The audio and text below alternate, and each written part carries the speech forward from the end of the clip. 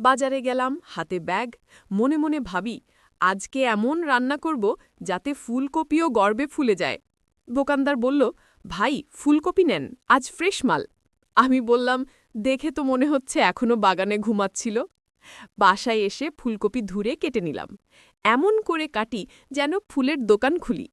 হাঁড়িতে তেল দিলাম, পেঁয়াজ কুচি, লবণ, হলুদ, ধনিয়া, মরিচ সব ঢাললাম।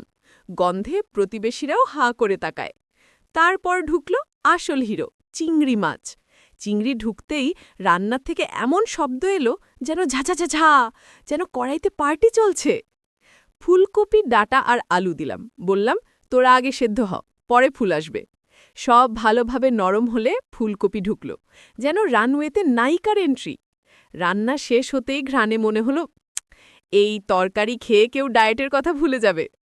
তৈরি হয়ে গেল চিংড়ি ফুলকপি তরকারি। গরম ভাতের সাথে একদম জমে গেল। আর হ্যাঁ, আমার ফেসবুক পেজটা ফলো অ্যান্ড শেয়ার করবেন। আর ইউটিউবে সাবস্ক্রাইব দিয়ে ভিডিওটা দেখবেন, হাসবেন, ক্ষুধা পাবেন।